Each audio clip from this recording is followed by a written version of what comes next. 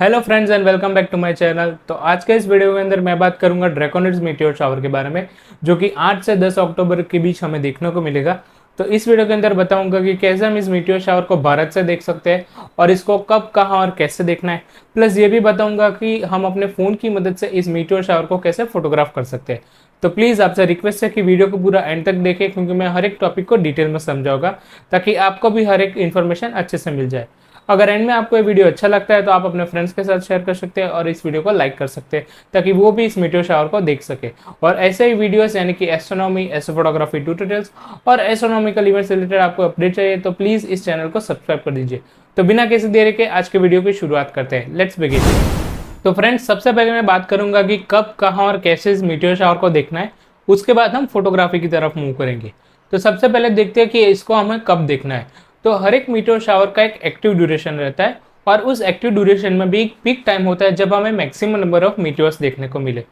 तो ये जो ड्रैकोनिड्स मीटियोर शावर है उसका जो एक्टिव ड्यूरेशन है वो 6 से 10 अक्टूबर के बीच का है और उसमें जो पीक टाइम है वो है 8 से 10 अक्टूबर। तो अगर हम 8 से 10 अक्टूबर में स्काई में देखेंगे तो हमें मैक्सिमम नंबर ऑफ मीटियोर्स देखने को मिल सकते हैं। तो डेट की बात हो गई कि 8 से 10 अक्टूबर के बीच में हमें इस ड्रैकोनिड्स मीटियोर शावर को देखना है। अब टाइमिंग, तो टाइमिंग के बारे में ये बात करूँ कि जो दूसरे मीटियोर शावर्स है उसमें हमें क्या होता है कि सुबह के 3 से 5 के बीच में देखने को मिलता है। लेकिन ड्रैकोनिड्स मीटियोर शावर की एक अच्छी बात यह है कि आप इसको नाइट से ही स्टार्ट कर सकते हो ऑब्जर्व करना और आप अर्ली मॉर्निंग लेट से 2 या 3 बजे तक आप इसको देख सकते हो। ओके, तो ड्रैकोनिड्स मीटियोर शावर का जो लेट से बेस्ट टाइम है वो है नाइट से लेके अर्ली मॉर्निंग तक।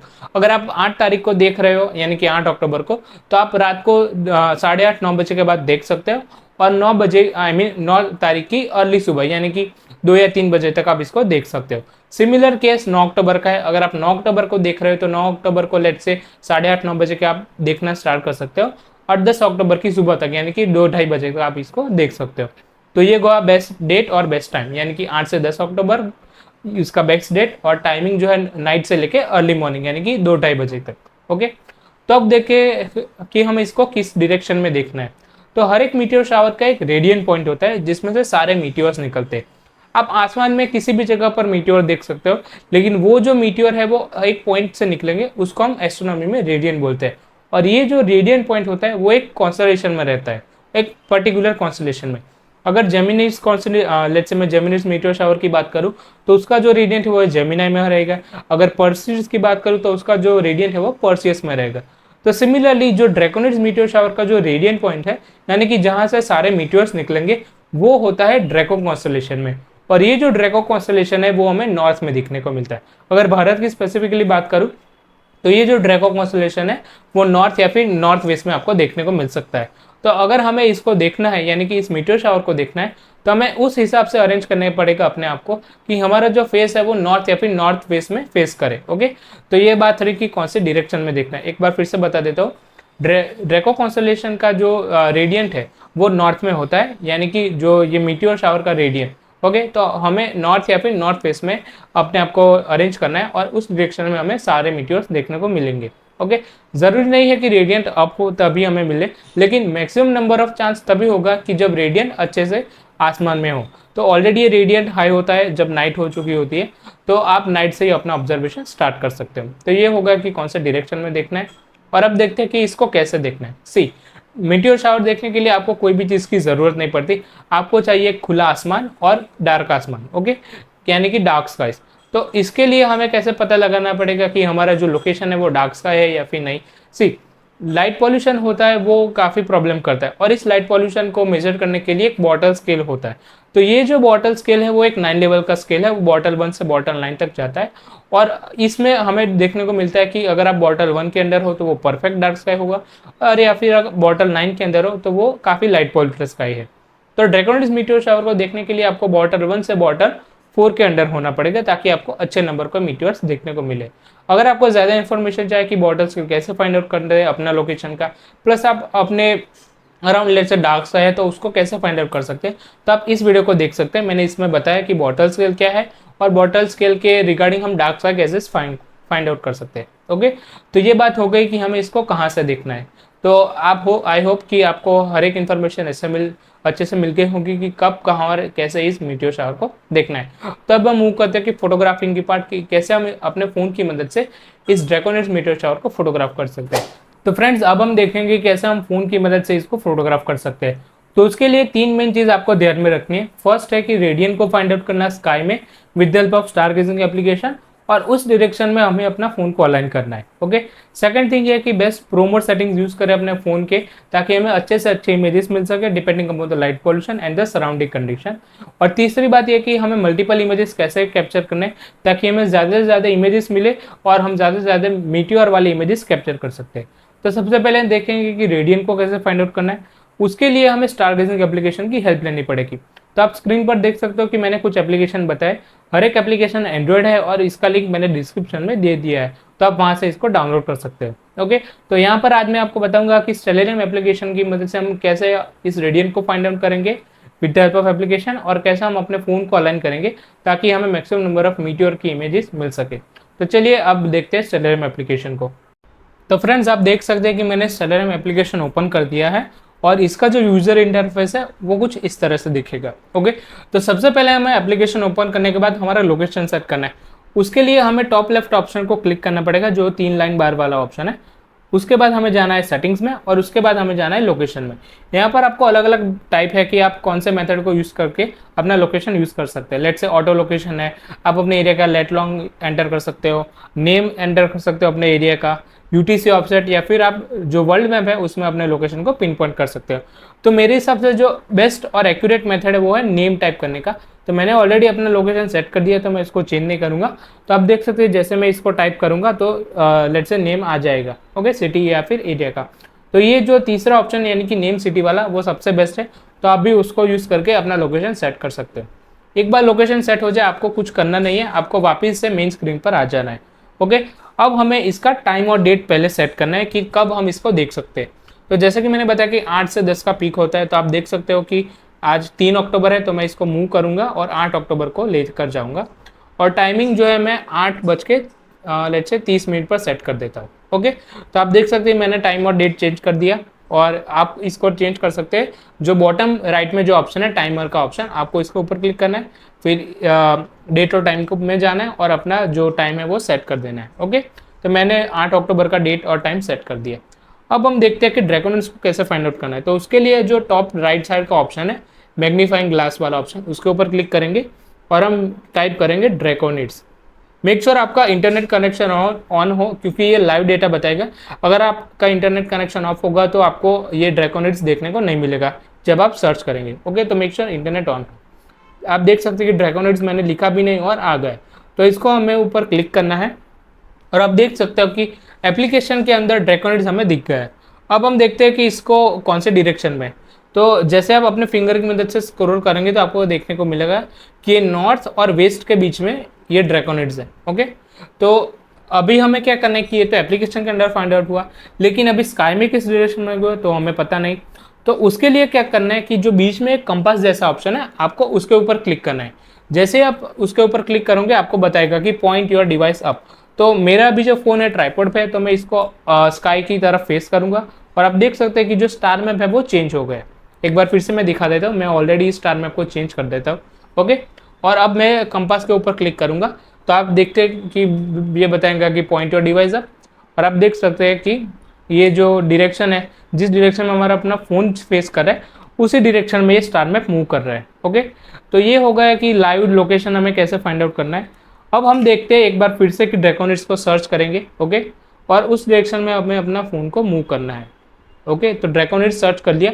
अब आप देख सकते हैं कि हमें एरो बता रहा है, उस डायरेक्शन में हमें अपने फ़ोन को मूव करना है। ओके, तो मैं अपने फ़ोन को धीरे धीरे मूव करूँगा।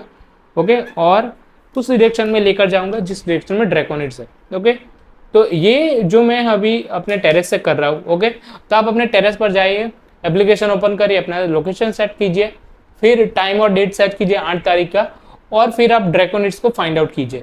और उसके बाद आपको कंपास वाले ऑप्शन पे क्लिक करना है। ओके, जो बीच में है, जैसे ही क्लिक करोगे तो उस डायरेक्शन में स्टार मैप चेंज हो जाएगा जिस डायरेक्शन में आपने अपने फ़ोन को अलाइन किया है। तो मुझे पहले पता नहीं था कि मेरा फ़ोन कौन सा डायरेक्शन में, तो एक बार फिर से दिखा देता हूँ कि कैसे उसको यूज़ करना है। ओके, देखिए मैं स्टार मैप को मूव कर दिया।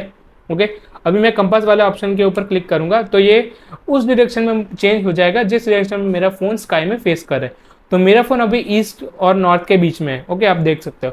तो धीरे धीरे इसको मूव करेंगे और ड्रैकोनिड्स की तरफ लेके जाएंगे और लॉक कर देंगे इस पोजीशन को। तो स्काई में आपको देखते हैं कि ड्रैकोनिड्स जो है वो इस डायरेक्शन में होगा और इस डायरेक्शन में हमें अपने फ़ोन को अलाइन करना है। और अगर आप टाइम को चेंज करेंगे तो आपको देखने को मिलेगा जो रेडियंट है वो भी मूव होगा। तो आपको भी टाइम के साथ अपने फ़ोन को चेंज करना है और वापस से ऐसा अलाइन करना है कि जो सर्कल है उसके बीच में ड्रैकोनिड्स आ जाए और आपका फ़ोन उस डायरेक्शन में फेस करे। ओके, तो ये होगा कि कैसे हम इस रेडियंट को फाइंड आउट कर सकते हैं with help of stargazing application और कैसे अपने फ़ोन को अलाइन कर सकते हैं। तो अब हम देखते हैं कि कौन से सेटिंग्स रखने हैं और कैसे हमें इसको फोटोग्राफ करना है। सो फ्रेंड्स, अब हम देखते हैं कि हमें कौन से प्रो मोड के सेटिंग्स रखने हैं और कैसे हम मल्टीपल इमेजेस को कैप्चर कर सकते हैं। तो सबसे पहले देखते हैं कि प्रो मोड सेटिंग्स।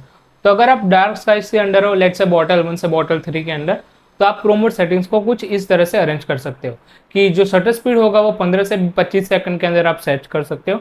30 सेकंड्स आप, इसलिए मैं आपको नहीं बता रहा क्योंकि 30 सेकंड पे हमें ट्रेलिंग देखने को मिलेगी, स्टार्स में थोड़ी ट्रेस मिलेगी।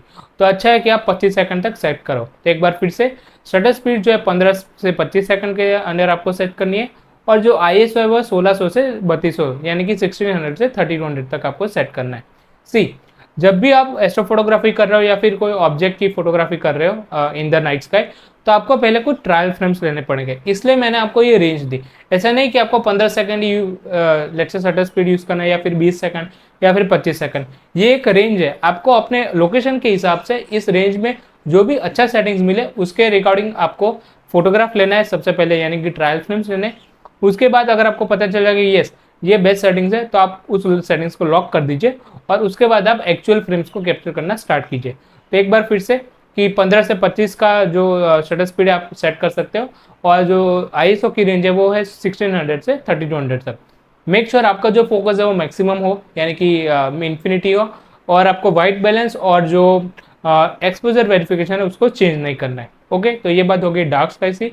अगर आप लाइट पोल्यूटेड स्काइज के अंदर, लेट्स से बॉटल 4 और बॉटल 5, तो आपको सेटिंग्स कुछ इस तरह से सेट करना है। अगर आप बॉटल 4 या फिर बॉटल 5 के अंदर हो या फिर बॉटल 6 के अंदर, तो आप शटर स्पीड की रेंज है वो है 8 सेकंड से 15 सेकंड तक और जो ISO की रेंज है वो है अराउंड 600 से लेके 1400 या फिर 1500 तक। ओके, तो आप लाइट पोल्यूटेड साइज के अंदर ये सेटिंग यूज कर सकते हो।